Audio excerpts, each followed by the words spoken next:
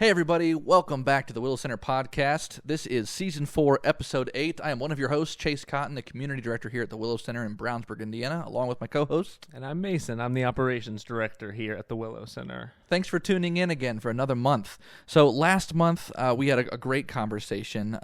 What was last month's topic? It was humility. Humility, that's right. You were just being humble. We had a great conversation about humility, and this month we were diving into another really relevant topic, especially within the context of mental health and recovery.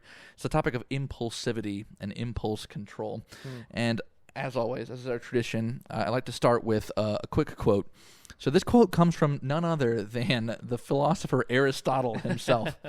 Aristotle is quoted as saying, "I count him braver who overcomes his desires than him who conquers his enemies. For the hardest victory is over self." Find that really interesting. The hardest victory is over self. And I think that has a lot to do with what we're talking about today in regards to impulse control, right? Because ultimately impulses come from within ourselves, even if we'd hate to admit that sometimes. Right. So I think there's wisdom to be found as we dig into this topic. So let's just kind of dive in. Yeah. I'm gonna invite you to do a little bit of story sharing right to start off with. Hopefully you're prepared. Okay, let's see. We'll find out. Can you tell me about a time in your life when you acted on impulse, but it ended badly? Okay. So I think of just one of the most trivial examples. This is such a small thing from my childhood, but I remember it so clearly. I had stayed home sick from school one day. I actually was sick. Yeah. Yeah. Mom, I don't feel well. Which that's an impulse on its own. You always, the day you fake sick is the day that something cool happens. Right, of course. Yeah, it's always a field trip day. But no, I was actually sick, and my brother had just gotten off of his shift at the Dollar General, and comes home, and he was just like not in the best mood, and we all were just razzing him. We were just joking with him, and while picking on him, I took a swig of his drink just out of. It was an impulsive decision because it was just we were all joking with him and just like poking at him, and I took a drink of his Coca-Cola, and he was so like it was already a bad day, but that just completely wiped him out over the edge because I was sick. And so it wasn't like he was like mad. He was just like, I was so excited to drink this can of Coke, and it has now been ruined because you were sick, and I didn't even think about it. Yeah. And it was just an impulse. It was just an impulse. We were just like going with the flow. And in that moment, it went right over the edge. And it was just, I don't know. It made me realize, looking back on it, I think just a small thing when you're in the moment, you're having fun, and then you just forget the line. Right. And it just can it can devastate people. And that's a funnier, like silly example of it.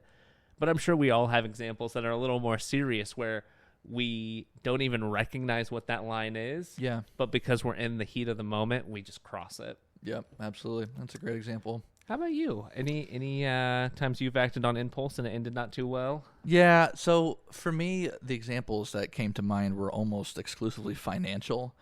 So back in the middle of the pandemic, like online shopping, like skyrocketed, right? Yeah. Like everybody was buying things online. For me, my guilty pleasure and side hustle and hobby is vintage fashion, right? For sure. Viewers on YouTube, I'm sure you could tell. Wink. Anyways, so I would frequently look at and shop for like vintage clothing pieces, in my spare time when I was feeling bored.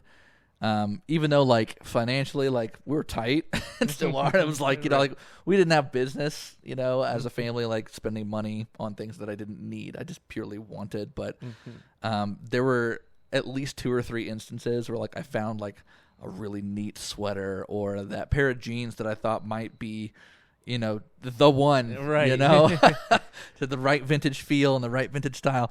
And I ended up, dropping $25-$30 on a piece plus another $10 shipping or whatever. It's like $40 by the time you're done, and it would show up and it wouldn't fit right.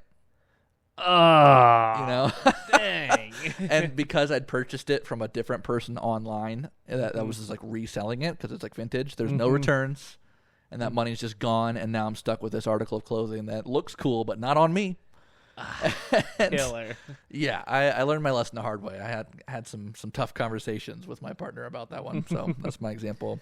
How about a positive one though? Let's flip it in the opposite direction. Can you tell me a story? This could be either childhood or more recent, about a time where you practiced self-control and it ended positively. So maybe you had an impulse, but like you managed it and things turned out better. Okay. I have a couple that come to mind. I have one that was an act of civil disobedience. Oh, interesting. So, you know what? We'll go with that one. Okay. So, I popularized a word at my school, and it became so popular, and it wasn't like profane or anything, but I popularized it, and it became so popular that it was actually banned from a specific classroom. You created virality before social media created virality. Yes, exactly. So it got banned. And then we all did actually stop using the word in that classroom. And in lieu of that, I actually created T-shirts with the word on it and sold those to everyone in the class. That's hilarious. And then on one particular day, we all wore them in together, Yeah. Covered. And then right as the teacher turned to the board to write, we all took off our jackets. And so it was not necessarily a positive. It was not. I'm not being a positive influence in the story. It was a socially positive outcome for you. But that took a lot of self-control and perseverance to actually make some T-shirts and actually do the thing. That's hilarious. Not the example I expected, but the example I'm grateful for. That's so funny, Mason. Oh man! And so now that like in your high school, that's who you're remembered as. Yeah, that kid. The word it's a Hebrew greeting, shalom. Shalom. And the only reason it became popular was I just thought it was fun to say. I can't believe that such a positive, pleasant word got banned in a school. I know. Just from overuse. Just strictly overuse. It became so that funny. So important. But yeah, I still have the shirt. Love it. You have to wear that for the next episode, I think. That would be funny. How about you? Do you have any times where you practice self-control and you had a positive outcome? Yeah. So I'm going to go the financial route again. Okay. So this is a more recent one, but one of the things that helps me like get out of my head and actually rest is like getting away from home. Now, I do like home, right? And I can rest there too, but like to truly disconnect from all my responsibilities, from all of the various things that might worry me, I need to like darn near leave the state. Like get out of Dodge for several days. For sure. And so anytime we have the opportunity to do some sort of family vacation, which we haven't done many of, but when we do, like I like to really get far away and unplug for like, a whole business week at least. But being a little bit financially impulsive, right? I typically end up spending too much during that week. For sure. Right? Too much on, yummy meals and too much on, tchotchkes and gifts and souvenirs and experiences while we're there because I'm in vacation mode. Nothing matters. Money doesn't matter when you're in vacation. That's true. Yeah. And, it always matters the next month when you get the credit card bill and you're like, oh, man, I spent how much? And so knowing that about myself, something we set out to do, me and my partner set out to do this year and a few months into next year probably, is like instead of doing any like week-long vacations anywhere where we have to pay for room and board and meals out every night, etc. Like we chose to do like some camping trips where you're paying much less per night for like a campsite. For sure. You're bringing your own food, so you're managing how much you spend on food. And there are no souvenir shops on the campgrounds, right? Like your souvenirs are acorns and fancy-looking leaves. And that's actually been really nice, where we do like just small little getaways to nature somewhere in Indiana, as opposed to these big, more lavish, expensive vacations. And that's been good. I think, so far, because it's allowed us to save a little money, think more frugally, and the positive outcome, hopefully, we'll pay down on some of those debts that are lingering, and maybe here in another couple of years we'll be able to save up for a big vacation and do it in a more wise manner than we have before. I love that. And then it also gets to this idea of not only like self-control, but you are setting a habit in place, right?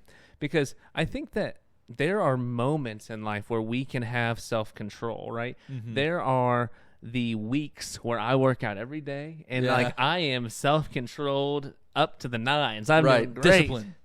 But there are some times where I just don't. When you marry self-control and habit, that's when I think you can really make those large-scale changes, because self-control is something that just kind of comes and goes a lot of times. For sure. I think that's a really important point that you're making, because sometimes I feel like we almost give impulse too much power, like more power than it really has, right? Because, like, of course there are like instincts, and that's different from an impulse. Instincts like, oh, I'm thirsty, I need a drink of water. Right. I'm hungry, I need to eat a meal. I'm sleepy, I need to sleep.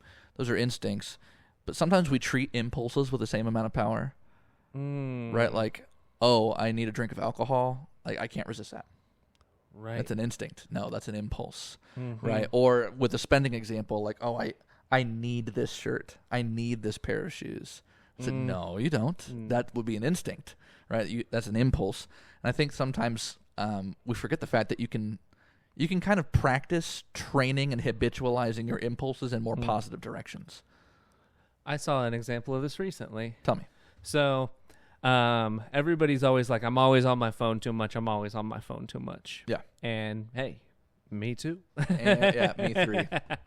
But a video I saw recently was this guy. He said, so I was really struggling to stay off my phone. So instead of staying off of my phone, I downloaded the Kindle app. Okay. And then I deleted my social medias. And so he goes, now whenever I'm on my phone, instead of ending up mindlessly scrolling, my go-to app is now a book. Like, I'll just start reading instead of scrolling on Facebook or whatever it was. Sure. And so where he found that I'm going to impulsively get on my phone, right? Yeah. And that's a problem, and I need to work on that.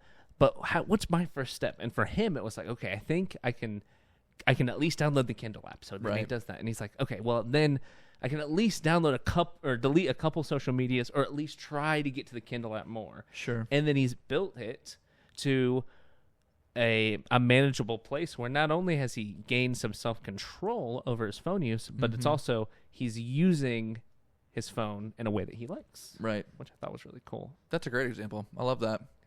So let's bring it home then to, the Willow Center's context, to mental health and recovery. What role do you feel like impulsivity plays in one's mental health journey? That's a good one. That's a deep cut. I would say that impulsivity is... I'm going to put a positive spin on it, all right? I'm going to say impulsivity is often, not always, but for many people, it is their child, their inner child, the one that's whispering like, I want to do something that I enjoy, right? That is often your impulse. But we can't always do that, right? We can't always listen to that impulse. Yeah. So I think one way that you can work with mental health and impulsivity is by just even listening. I think the first step is even listening to what your impulses even are. Mm-hmm. Because many times I don't even realize what my impulses are until I'm done with them. Right. Until I finish that sleeve of Oreos, I didn't even realize I wanted Oreos, like that's so true. I'm like, oh wait, what just happened? You like basically wake up and you're like, okay, well, there goes a whole carton of milk. Blacked out for a second there, yeah. Mm-hmm. So even that, like, just recognizing, oh man, I've not really had any fun this week. I'm probably going to do something stupid. I'm probably going to do something that's impulsive and that I am not going to like that I do. So I should probably take some time to do something I enjoy so I don't do something impulsive. Yeah, like bringing some mindful awareness to what your body's trying to tell you. Yeah, definitely. I love that. Something I thought of in this context, I think maybe this is a low-hanging fruit. It feels like the most obvious example in the concept of mental health, but like self-harm is very impulsive typically. And I've not personally struggled with that, but I've had very close friends who did. And typically they would describe it as like an impulse to pursue a release, like a release of pressure or a release from whatever negative feelings they were experiencing in those moments. For sure. Or sometimes a release from not feeling anything at all, which is particularly true in cases of like cutting or other forms of self-harm where they just want to feel something in instead of, whatever emptiness they may feel in regards to the depression. And I think it's so important to work therapeutically to establish different impulsive behaviors, right? Going back to that phone example, like you may not be able to manage the symptom always, right? That might take more time and more therapeutic work to manage the symptom, but even if the symptom comes, you can manage the behavior that you impulsively lean into in those moments. And I think it's really important to figure out what those, best case options are in worst case scenarios, right? So if you know that you're particularly prone to something like that, like self-harm or whatever else, like remove the means of doing so from your house or apartment, right? Like don't necessarily trust yourself, right? Like remove the means of leaning into impulses and instead establish new means that may impulsively influence you to go for a walk, right? Like maybe leaving your tennis shoes in strategic places or the dog leash on the door handle always, or like whatever it is, like training your impulse to lean in the more positive direction I think is huge. Yeah. And I think sometimes, to even extend that example a little bit further, you may go 2, 3, 4, 5 months and you're like, man, I have beat this depression. I've not felt this numbness in 4 or 5 months. And so at that point, a lot of people will bring those things back into their lives because they're like, okay, I can trust myself with whatever that harming behavior I'm fixed. was. Yeah.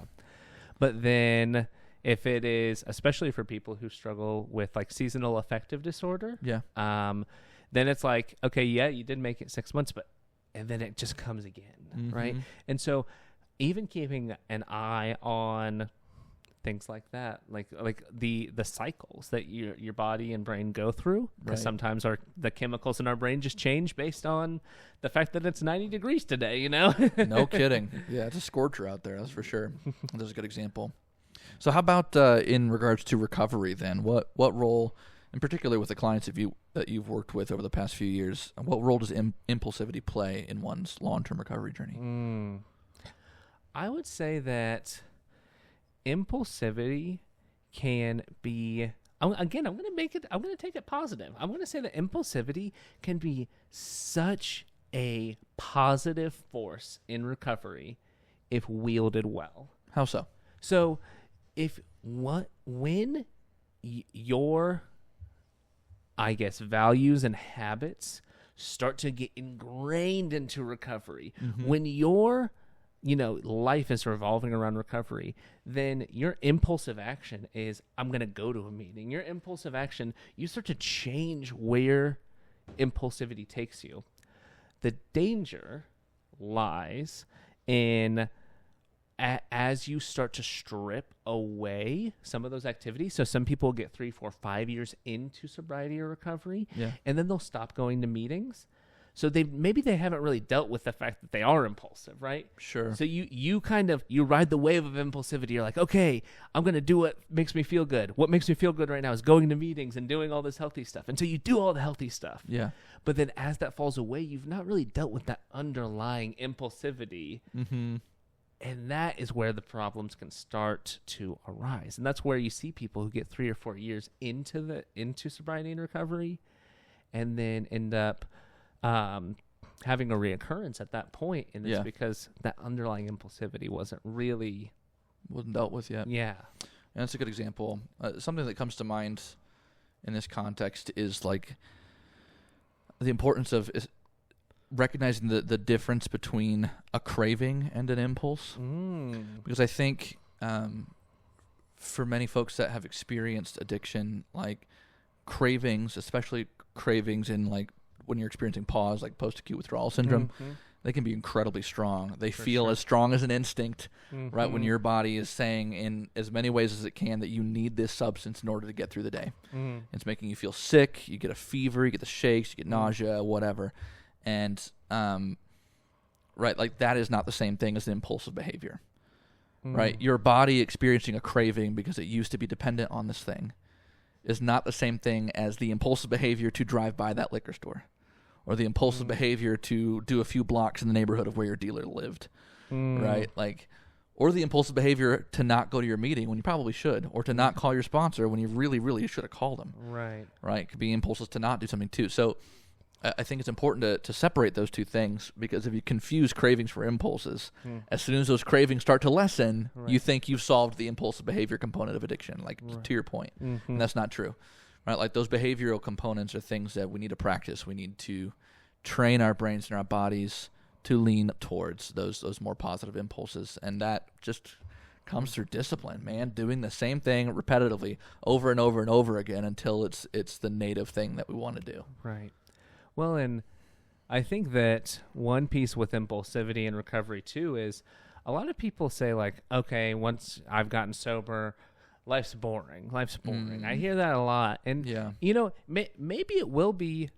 Maybe it will be. But is your boring something that you are like, my life is, there's less explosions going on, and I love that. You know, if that's what you mean by boring, all power to you. Yeah. But if you are like getting into sobriety and recovery, and you're like, man, I am like actually bored, that's going to lead to impulsivity. So find an activity. Maybe it's basketball. Maybe you're like, man, I want to go rock climbing. I don't know. Sure. But there are healthy ways to get that rush of dopamine that most people who are having an impulsive surge want. Right. In a healthy way. Absolutely. And in ways that can establish more community, right? And build that recovery capital through relationship. Yeah. Yeah, those are great examples. Yeah, I think one component of impulsivity that's also worth noting is the fact that impulses themselves don't go away over time.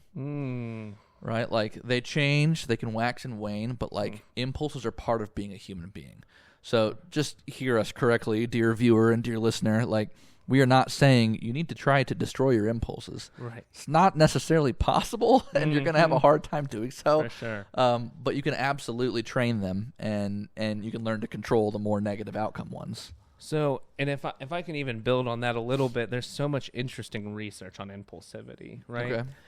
So there is a research study that was done, and so they put a cookie out on a table, and there's a child there, and if the child just went through a test that was really mentally straining, the likelihood that they said no to the cookie, even though they were going to get paid $10, I think, the likelihood they said no to the cookie, very, very low because of the mental strain they had just gone through because of the test they took. Yeah. But a child who just walked in, who had no like stress beforehand, or even maybe had a fun experience beforehand, they could wait. They could abstain from the cookie for 5 minutes and then get paid their $10 and leave. Yeah. So like, also impulse and self-control is so dependent on the life we're building around us. Absolutely. Because the days I'm most likely to order Papa John's are the days that I am mentally wiped, right? Right. Yeah, that's so true. And so as you are building a life, if you're trying to build a life where you're like, I want to be less impulsive, I want to feel more in control, then that means building a life that is manageable. That means building a life where you are doing things that are meaningful and impactful, but not necessarily things where you're like, every day you come home and you're like, I am at my limit. This is too much. You know, right. If you're there, you're probably going to make more impulsive decisions. So what I hear you saying is that more manageable impulses and more positive impulses flow from a foundation of balance. Yeah, that's exactly what I would say. So pursuing balance is good.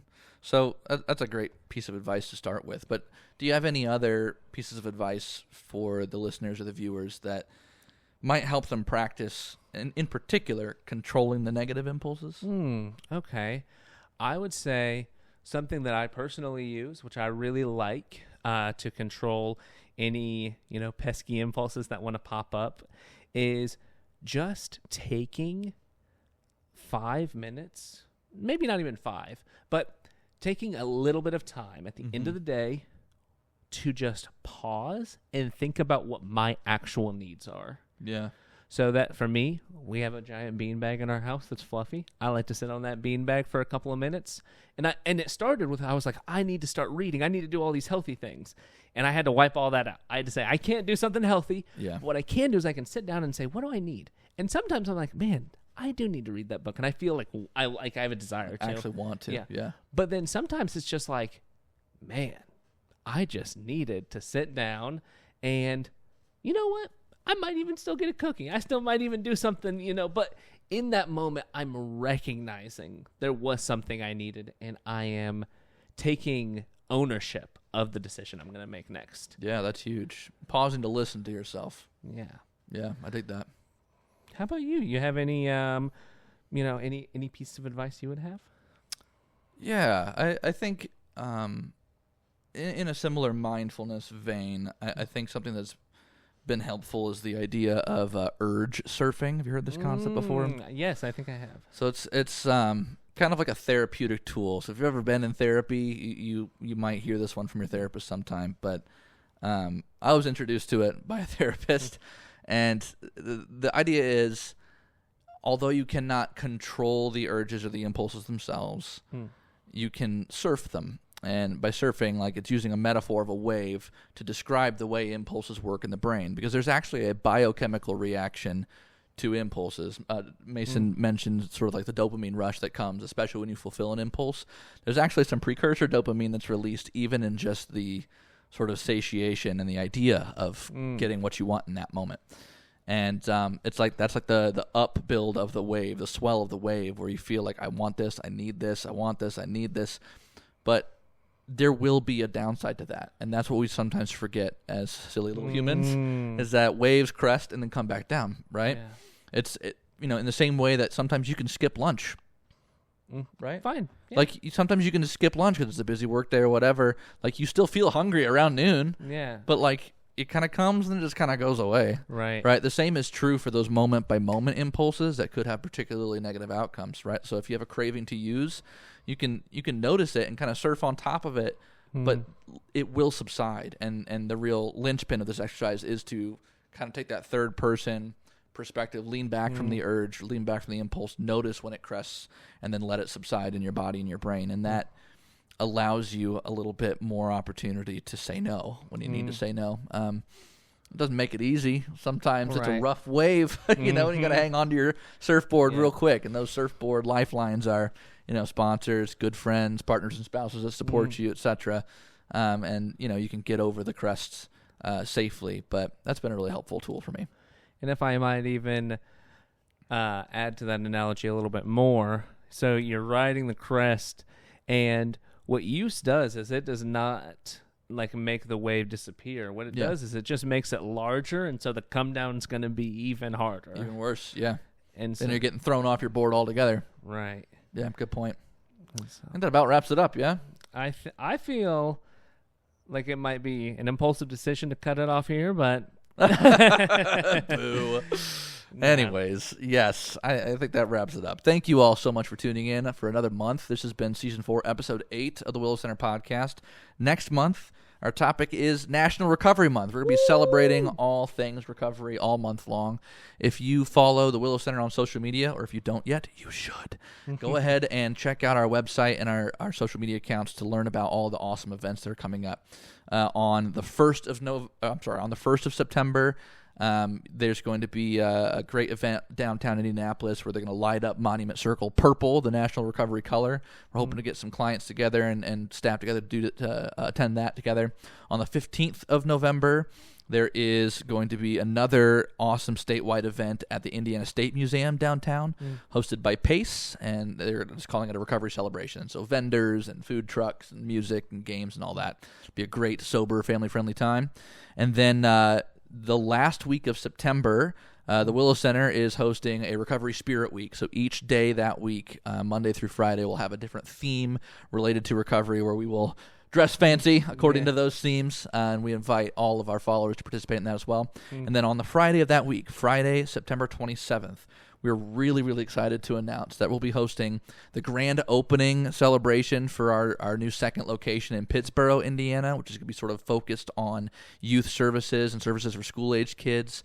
And we're also pairing that with our Recovery Month celebration. One big event all in one in the parking lot at our new Pittsboro location that afternoon. So we hope to see you there. You're invited. Please help us spread the word on social media. Again, my name is Chase Cott. I'm the community director here. And I'm Mason. Thank you so much for tuning in. We'll see you next month in September.